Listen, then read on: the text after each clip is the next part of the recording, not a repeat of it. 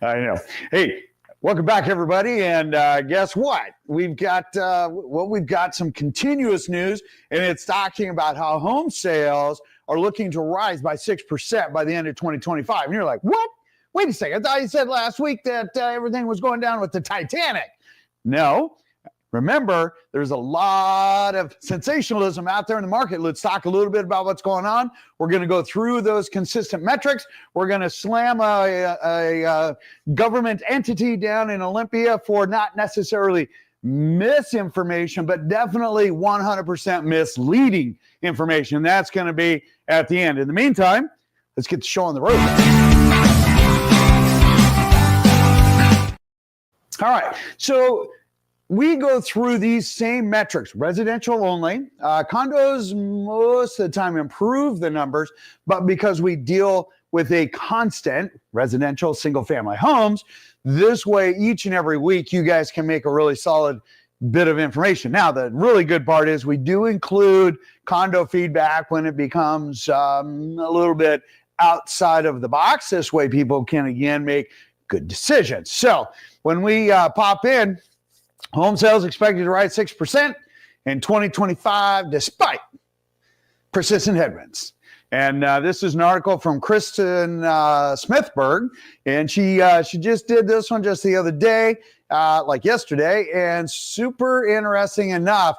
Redfin is also saying, like we showed last week, home buyers see a little bit of a price reduction, meaning that with more inventory coming online, are we seeing a little bit better buyer opportunities? And that answer is yes, but if we pop back here and we take another look at another Redfin statistic, so I couldn't get the whole chart in here, not that it was necessary, 50 of the best markets. Here we go. We got Seattle, right? And you can see that it shows as a buyer's market, which I'm not sure 100% agree with that. But you can see that just below that, two spaces, it says it's a balanced market. And that's kind of what we were talking about and are talking about, is that we are seeing not the pendulum on the seller side, not the pendulum definitely on the buyer side. It is definitely more towards center. We're going to go through our local metrics. I'm going to show you basically why I think we are, again, for the last few months, been a more balanced market. But take a look at this. This is super important. Now, they say right now the big S is a seller, right? There's 9,052 single-family sellers. But look at that. We have 8,170 buyers. Well, I'm not a math genius, but if all the buyers buy everything that's listed, we won't have anything left. That's pretty balanced to me. So nonetheless, they do have, and I read how they came across our metrics, and I think their concept is there. I just wonder sometimes if they base it solely on pendant, does that give a true depiction of where we're at? I don't think so. I think there's another criteria that they should pull in, and I think that would show that we are not 11% leaning towards buyers, which is not a whole heck of a lot, but it's going to bring a little bit closer to zero. Again, not that it matters. What does matter is that we're not heading up, we're not heading down. I'm saying we're very flat, which some people say, George, if you're flat, you're kind of going down. Well, we're kind of staying the course. We're just tiny bit up. Like on a treadmill, you're like 0.5%. Anyway, let's get on to what Mr. Yoon says when he talks about it. He says shelter costs. And by the way, super important to understand, there's a lot of tariffs and conversation, and it's kind of taking the limelight along with the little love spat between President Trump and Elon Musk. And I'm sure that they'll figure something out, as they always do. But here's the funny thing.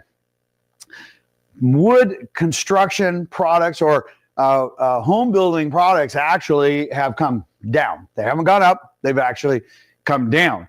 And that's a misconception sometimes that is out there when they talk about all the tariffs.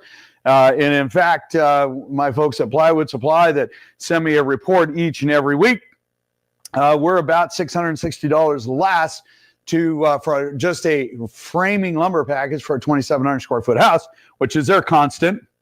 We're actually less than we were a few months ago. So anyway, there you go. All right, let's delve back into this. So Mr. Yoon, super nice guy. He says, luckily, shelter cost is trending down, like we just discussed, from its recent cyclical peak. In addition, job growth has exceeded pre-pandemic highs, and wage growth at 3.8% has outpaced the consumer price index. Now, what's important about that is the jobs report came out, and it came out better than expected. And so even though rates had started going back down, all of a sudden, boom, we get a good jobs report, whoop, and they kind of blipped back up just a couple of basis points, not a whole lot, but they blipped back up because we were heading in a really, really pleasant downward trend. And so that's what happens, and that's what he's talking about. So when we come in here, there's a light at the end of the tunnel based on recent rises in mortgage applications, and it's waned a little bit. Moreover, it's all the majority of renters express a desire to own a home, and that is 100% yes. We have a lot of folks out there that want to own a home. And in fact, it's funny enough, the new first-time home buyer is now 30 years old. They're not in their 20s anymore. That's a significant jump. And I want to say it's like 7-year jump, 8-year jump that took that kind of into the higher above mid 30s. And that's a little disheartening. And our area is tougher to buy a home. There's no bones about it. We are even still one of the 5 sweet spots across the United States. And that still poses a problem because people don't care. It's what's in their pocketbook and what can they do. So what are they recommending? Well, they're recommending, you scale back a little bit on your perception of what you want. The median house will climb by 3% this year and 4% next year. I think that's going to be a little bit higher in our area. Despite persistent headwinds, existing home sales are set to increase by 6% this year and 11% next year. I would say that is very accurate on a bigger scale, meaning outside of our economy, and I think it is going to be very consistent with ours. Here's the thing: if we get mortgage rates to drop at or below 6.5%, get out of the way. Because people are going to go out there and they are going to lock in. Why? Just take a look at the number of showings still, the number of homes that are still going off market and coming on. We'll go through that momentarily. All right. Mortgage rates are still the magic bullet. I 100% agree. And we're waiting for those to come down. Yoon said. He says he predicted mortgage rates to be an average of 6.4%. I'm saying about 6.5% over the remainder of 2025 and fall to 6.1% next year.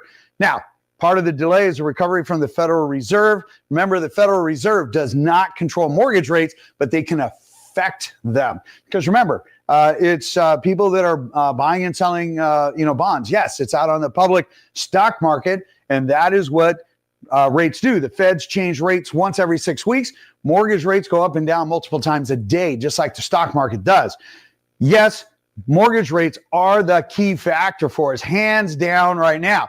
So if we take a look at some of the other news that's out there, application demand ebbs for both purchase and refis in that upper left-hand corner. Yes, because rates have gone up on the right-hand side. You can see that yesterday when we had the response to the jobs report, they expected it to be worse than it was. It was better than it was supposed to be. And of course, everybody pulled out of bonds. Bonds then fell in value and mortgage rates went up. Okay, bottom left. Housing market sentiment is improving, but buyers are still waiting for mortgages to drop. 100% agree with that, because right now we can watch how the buyers interact, and it is solely based on mortgage rates. Now, we did great up until this last little bit. In fact, if we open up Freddie here, you can see how we peaked and we started going down, and they're just not showing that upward trend yet because their 7-day running average is lagging just a little bit. But here's the thing: we were heading down, boop, and we popped back up briefly, but I think we will head back down again. And I do think that we're going to get into the mid 6s. And I do think we are going to absolutely draw down some of that inventory because people want to own a home. They want that security. It's Maslow's hierarchy of needs, right? Shelter is one of the most important ones, albeit the cost of shelter as far as a percentage to your income is the most dominant expense. And so that's something that we want to keep in mind, and it should not exceed 43%. sometimes it does. All right, let's talk about our running 7-day average. Here we go. New on market, 1,343 homes came on market. Right on. 1,251 went pended. Well, gosh, that's like 95 homes, 94, 96 homes. I mean, that's not significant. That's pretty small potatoes, all things considered. When we take a look at the fact that we have a lot of activity that's rolling around, remember, to be super accurate, make sure that you're tuning in each week. Get the real information for our area. It doesn't matter what's happening in Florida and Texas and Arizona. They do not have an impact on us at all. And we are, again, just one of the better markets. So just keep that in mind. So let's talk a little bit about the Northwest MLS. And you're saying, George, you're saying the glass is half full. Yes, I am. So that red circle is the number of pended homes, as you can see, is heading in a, yes, positive direction. Yes, you can tell by the light green bar that we had a massive influx of listings, which is, oh my gosh, so long overdue. So when we take a look at it, that middle center lower chart talks about month over month. That's the month of May. Okay, look at that. Oh yeah, 41% increase in homes. That's because it's been so low, but even still, that is an amazing number because that's 5,000 homes. It's really, we're about 3,000 to, 20. So we're at 22. So anywhere between, 3,000 and 5,000 homes less historically than where we should be.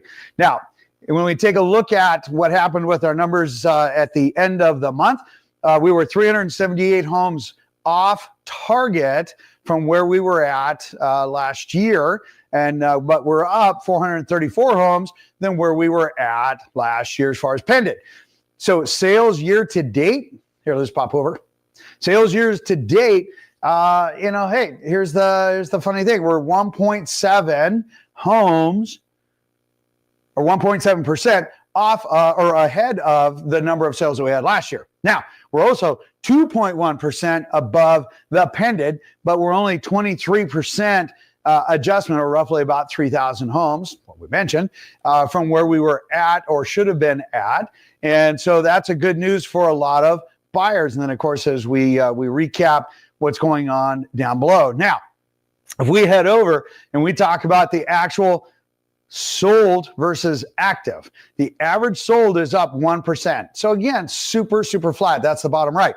The center chart, we're up, for the month, we're up 6.6%. And you might say, George, man, those are only the numbers to the fifth. That's correct, because we have a lot of carryover from the end of May. End of May numbers were doing really well at the end of the month until month end, and then we had a few closings and whatnot to carry over, which bolstered the early months, activity, and that's why we're seeing that nice increase. Now, that doesn't mean that, June's going to absolutely fall off. In fact, it's just the opposite.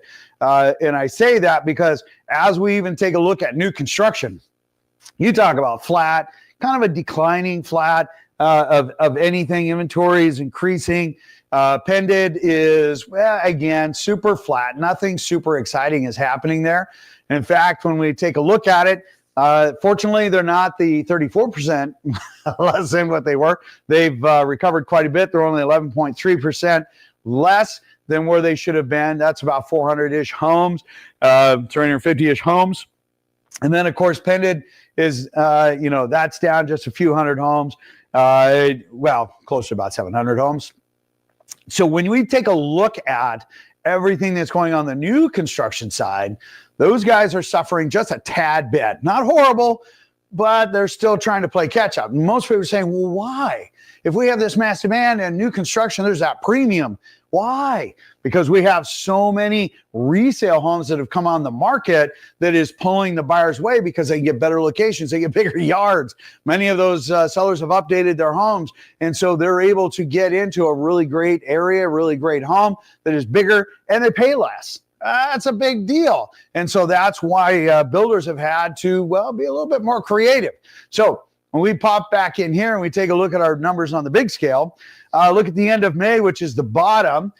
you can see, hey, you know what? They actually did not so bad, even though we had, about I would say, what is that? A 700 home increase in inventory across Washington State.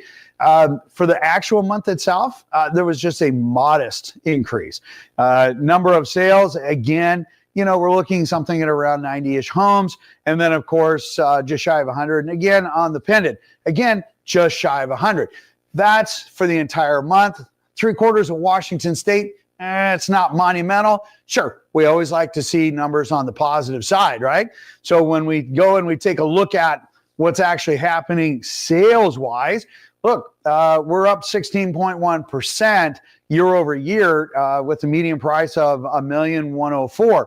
On the year to date, on the right-hand side, again, we're still up 2.7% at an average price or average price of $946,000 versus $921,000. So we're still seeing some positive numbers there, and that's super important to understand. Yes, new construction is still a good value. Yes, they are definitely going flat, maybe that 1/4% down where the resales are 0.5% up. But anyway, still more flat than anything else, right? Okay, let's talk a little bit about, I don't get on my soapbox very often. It's kind of frustrating. I'm going to show you a couple of metrics here, and then I'm going to explain why I got a little irritated with Olympia again and their self-serving selves. Anyway, here, big picture, right? So 2007 on the far left, 2025, that big spike that you see, those are VA loans. Not sure why that big spike. They're still taking a look at it. It was FHA took as equally a big increase, all things considered, but you can tell by that chart, it's pretty small. Conventional loans is the orange ones, and that's pretty low, right? So when we talk about it literally on a big scale, look, we're down 2 basis points for delinquency rate, right? And we're talking about serious delinquency, and those are loans that are 90 days plus delinquent, not 30 days, not 60 days, 90 days, 3 months, okay? On the big scale, it looks at this, you're like, oh my gosh, look at that, 50% increase. Holy crap. But wait a second.